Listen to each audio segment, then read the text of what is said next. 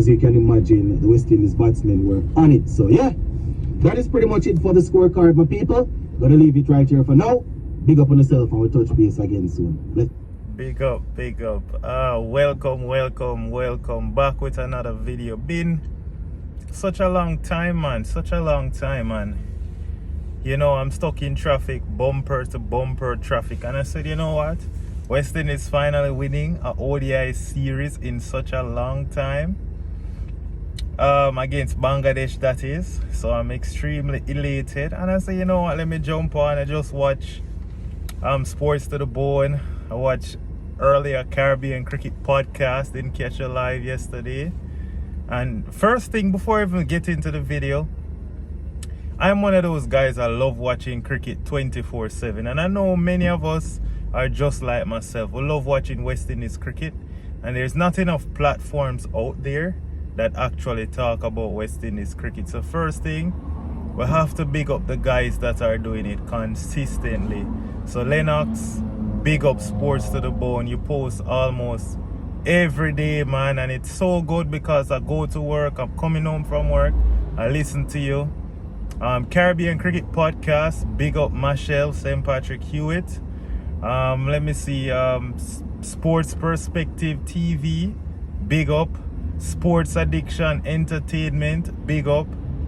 And the Cricket Forum, right? When I'm watching the lives of the games, you know, I just tune into a West Indian channel as well. So, you know, these guys put in a lot of work, guys, I'm telling you. And so, you know, if you watch any of those channels, I really hope that you're giving them full support, right? I give them full support. But back to what I want to say though, because, you know, as a lover of West Indies cricket, right, there's just some stuff that really piss me off, right? And I just have to highlight it, and I want to hear other sentiments as well. One of the things that really piss me off, number one, is our test batting. We cannot continue like this. I know we just win the ODI series and we're feeling good, but it don't sit well with me to see we cannot make 200 in a test match innings, right? And it's consistently we cannot make 200. Even in the first test we made 400. I was looking at it, Athanaze was dropped on like 1 or 3 or something like that. Mikhail Louis as well edged one and was dropped pretty early. Had those been taken easily, we wouldn't have made over 200 in any other game, any other innings against Bangladesh at home. That's terrible. So I mean, we have some work to do with regards to our batting there, and that pains me a lot, right? I remember watching Caribbean Cricket Podcast, and what Machelle said was that we need a world-class batter, and I absolutely agree. Now, many of us have our ideology of what a world-class batter is, but I'm going to share the template that I think we need to replicate in the Caribbean. Guys, let's be honest. When you look at England, Australia, New Zealand to some extent, India, what do you notice all of these teams have? Yes, you might say they have players that average better with the bat, but I notice all of them, they have somebody at number 5 and number 6 who are very attacking, dynamic players. These guys come in and bludge the ball, and it don't even matter what the bowlers are doing. They're gonna average about 40, and their strike rate is like a one-day innings. West Indies is the only team where we just block. We have no idea how we're gonna score the next run, right? If you hear me stuck a little bit sometimes, you know, I'm from St. Thomas, so if you hear me stutter a little bit, sometimes quote unquote stammer, but the country is no longer in me, so I'm more a city boy now. So I try to let the stutter not be as common anymore. But yeah, back to what I'm saying. Definitely, as you look at every team, they have a number 5 that's very explosive. 5 and 6. England, they have Harry Brook. My gosh, that guy is batting so well right now, hammering New Zealand left, right and center. He strikes at like 89, 90, some crazy strike rate, and he's getting lots of runs. Don't tell me about he's playing when conditions are easy. No, he's playing in swinging conditions. He's playing in England, in Australia, in New Zealand, in India, and Harry Brook looks wonderful. When you look at India, they have Rishabh Pant batting at number 5, and you see what Rishabh Pant do against New Zealand and most teams, Australia, everybody, right? When you look at number 5 for Australia, they have Travis Head. You might say, oh, that's the big 3. Even if you go to South Africa, Temba Bavuma, he's batting 5, and his strike rate might not be as crazy as the others, but he is batting at around about 65 strike rate, which is pretty healthy. All West Indian batters are not batting at 65. So at the end of the day, for me, that really annoys me that most top teams, even Sri Lanka, they have this new guy, Kamindu Mendes. He's striking up there as well. So come on, West Indies, stop this crap, right? We have to call it as it is. Stop this crap. Literally, you could see West Indies 38 for 1 in 20 overs. And then in the next 20 overs, you see us were 70. In 40 overs now, you'll see us 72 for 4. So you're telling me we bat 20 more overs, no runs, lose three wickets? Come on, man. This breath ball is not working. Stop this breath ball. Because I know it's Brathwaite rubbing, shoulders with the guys in the team, and they're just blocking and blocking and blocking. Look in the second innings, what did you see, right? We saw Brathwaite when he was more positive, made, I think, his best score for the series, right? So can't Brathwaite realize? Kavem Hodge made that 150 odd, and that was when he was looking to be positive. Clearly that should be the message. Hodge faced like 80 odd deliveries for his 55, and in the first match I think he made a 24 from the same 80 odd deliveries. At the end of the day, we judge it by runs. You have to score runs to win. I don't care what anybody wants to tell you. They might tell you, oh, you're trying to... No, test cricket, gone are the days test cricket go to day 5, you're playing for a draw, right? Most matches are going to be over by day 4. So come on, man. We can't do this breath ball thing. Leave that to Brathwaite. Every other player needs to have. Nothing is wrong with having a player that has good temperament. I don't mind a Brathwaite, and I don't mind another player similar to Brathwaite in the team. But we can't have everybody batting like Brathwaite, and that's what destroyed Jermaine Blackwood. He changed his game style to fit according to the team, and you saw what happened. He just lost it. When Blackwood was very attacking, he was a very good number 6. Yes, he averaged just about 30, but at least you could count on Blackwood to get a 50. At least 150 in a 2-match series. No? Come on, man. It looks pathetic. Right? So, that's one of the things that I don't like at all. Right? The next thing that I think we need to look into, I had to stop speaking there, the officer just patrolling the traffic. The next thing we need to look into is style of play. As I was touching on attacking number 5 and number 6, and I compared to the different teams, and you see the personnels they have at 5 and 6, the Travis Head, the Mitchell Marsh, and the Rishabh Pant, and the Dhruv Jurel, and the Nitish Reddy Kumar, and all of these guys who play attacking cricket at 5 and 6. I notice every team, they have a style of play. I know you have Bazball, and Australia now, you might have guys who grit it out, and then after they grit it out, then they explode later on with the Careys, the Mitchell Marsh, and these guys. Every team though, they have a set way in which they're going about how they're going to score runs. They know how they're going to score runs. I don't think we have a method of how we go about scoring runs in Test cricket. We're just going to block and hope somebody bowls up. But it doesn't work like that anymore. You got to be able to now figure out how you're going to construct your innings and how you're going to score runs at the international level. It's not like first class cricket where you're guaranteed to have at least 2 to 3 bowlers that after they bowl 4 or 5 overs, then they come back for the second spell, it's just going to be rubbish. Because I see a lot of that in first class cricket. Guys bowl so well in their first spell, And in the second spell when they come back, they look awful, and then you see some guys cash in and score a lot of runs. But at the international level, that does not happen as frequently, so we have to bear that in mind, right? So yeah, that's it regarding to our batting that I would really like to see some changes in terms of our bowling for the most part is very good. I'm not gonna lie, the only thing I would love to see though is that consistently we have a spinner in the 11, and also our spinner is doing very well. That's what I would love to see consistently, because Moti had some good games in England. I remember that delivery bowl to get rid of Joe Roux and Ben Stokes in England.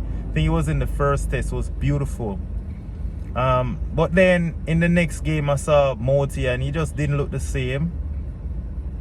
I know Moti plays a lot of T20 cricket, so sometimes maybe it's difficult for him to just be that consistent bowler in test cricket, even in ODIs as well, because even earlier today against Bangladesh, he bowled amazing in his first 5 overs, 2 for 9, and in his second 5 I was like, what is Moti doing?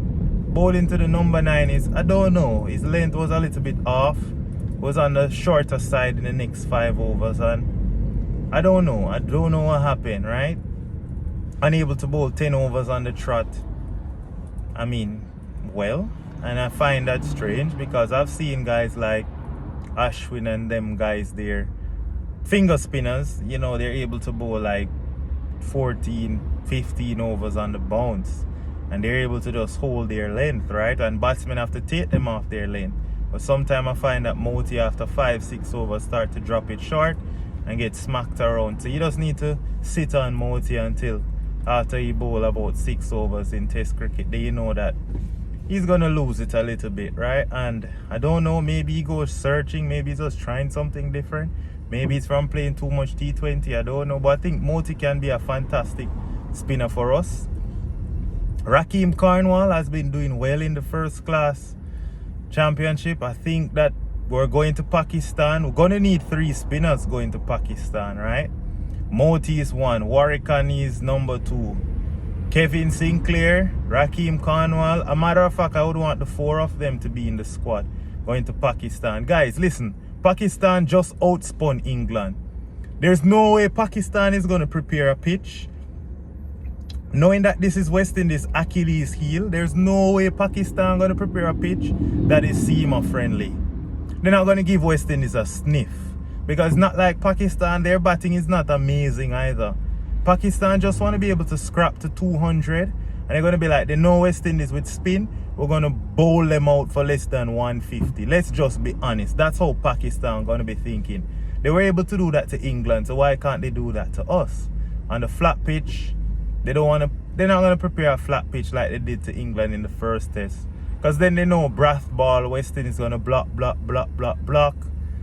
You know, and it's not going to be, it's either going to be a draw or it's going to be something boring, right? Even if West Indies win, if they prepare a flat pitch, right? Pakistan know that their best way of rattling West Indies is with those spinning surfaces. So the next thing I'm looking at, as I said, point number 3 for test cricket for us to improve, we need to have good quality spinners, right, that can go away. I'm not talking guys who are just going to do well in our first class championship. We need proper spinners, and I think Rakeem Cornwall,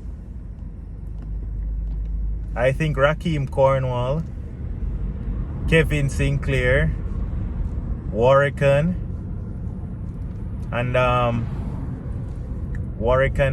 Moti, if those are the 4 spinners, 4 spinners has to go to Pakistan.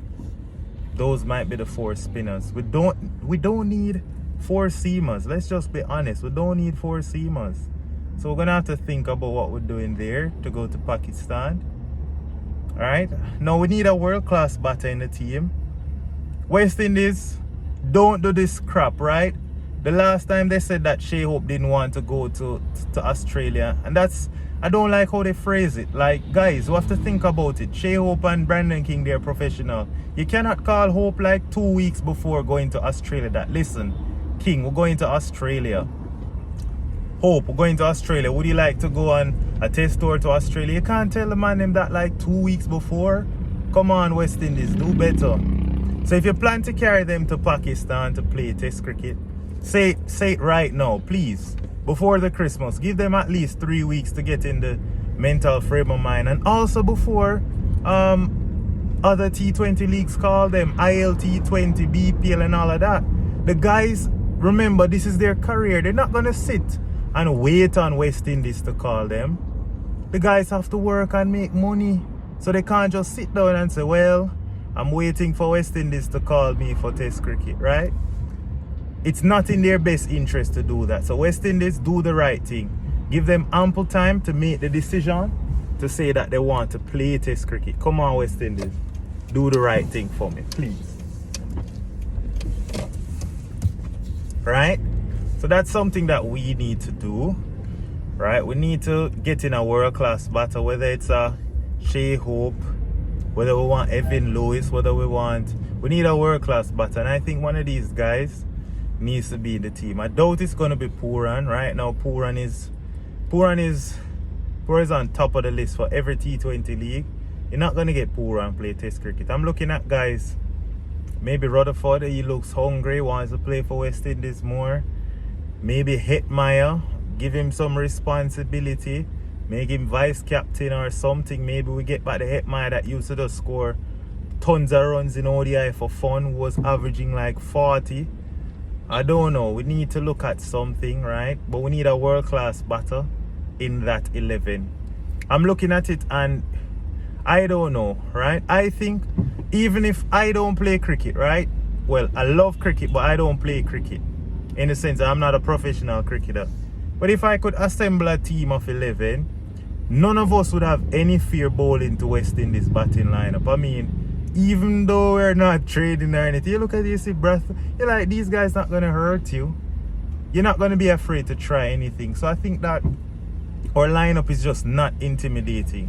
Many persons might call it as it is and say our batting lineup, it is whack, right? That's how some people might say it. Our batting lineup is whack.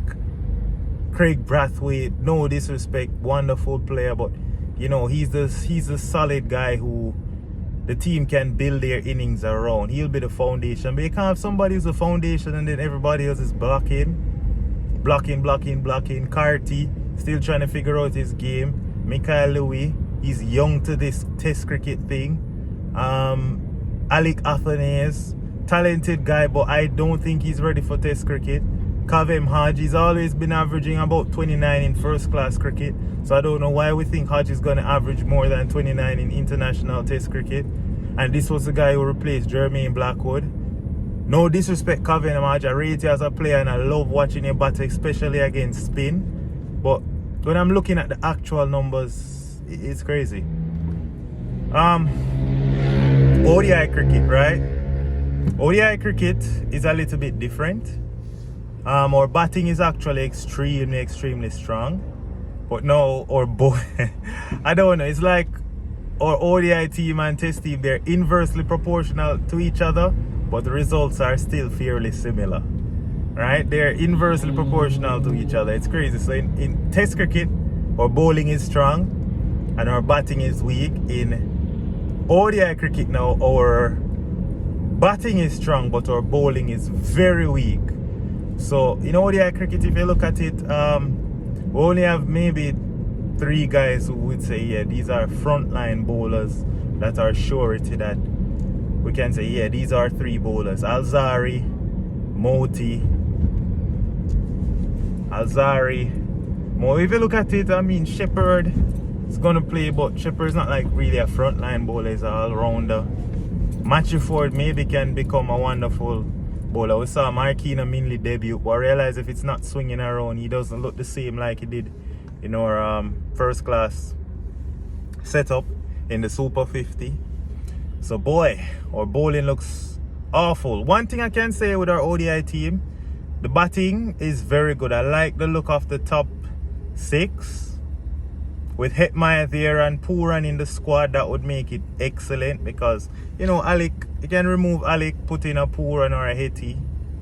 I like the top 6 with those guys there to come back, Pooran, Hetty. The bowling now is just the bowling, guys, just the bowling. We need another spinner in ODI. We need another attacking spinner, especially when we're going to go to places, especially we're gonna go to places like the subcontinent.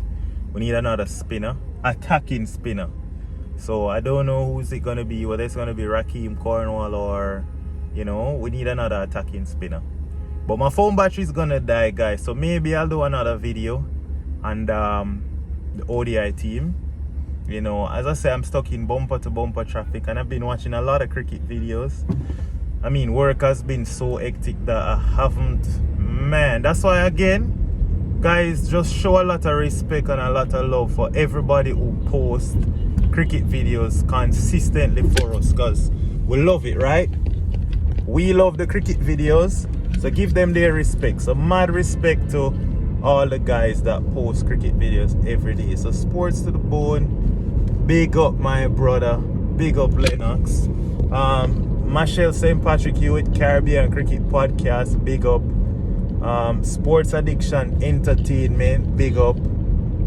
Mr. Brown from the Cricket Forum, big up, right? So big them up, guys, show them support. My battery's gonna die, so I'm out. Big up, guys. It's your boy Ronaldo.